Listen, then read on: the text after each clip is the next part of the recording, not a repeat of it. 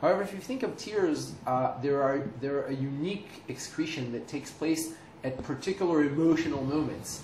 And this sort of led us to consider the possibility that tears may also contain a chemosignal. Moreover, the function of tears remains unknown. So by addressing tears as a potential chemosignal, we're actually uncovering a function for this behavior.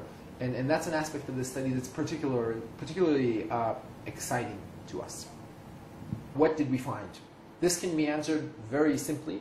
We found that there is a chemosignal in human tears. That is, when humans emit tears, there is some sort of compound or combination of compounds in the tears that are airborne carried. You can sniff them. They don't have a perceived smell, but they influence behavior, hormonal state, and perception in those that sniff them or smell them. So this is the main finding. The finding is that there's a chemosignal in human tears. More specifically, the chemosignal we identified appears to reduce sexual arousal in men. That is, it's a chemosignal that's in women's tears, and when men sniff this, they can't smell anything perceptible, but it lowers their sexual arousal, it lowers the arousal they attribute to pictures of faces, it lowers their levels of salivary testosterone, it lowers their levels of physiological arousal, and it lowers levels of brain activity in the substrates of sexual arousal. That is the finding.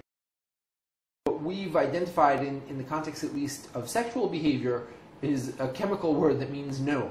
And of course, having this word in your vocabulary is effective, so this adds a value or a tool in the arsenal of chemical signals that one can emit. One of the nice things about this result is indeed it poses many more questions than it answers. And we've now set out to address these. First and foremost is to identify what are the active compounds in the tears themselves. That is, what are the molecules that cause these effects within tears. Most prominently, I'll point out our interest in asking whether tears, a signal in tears also reduces aggression, something that we sort of predict based on the results we obtain with sexual arousal.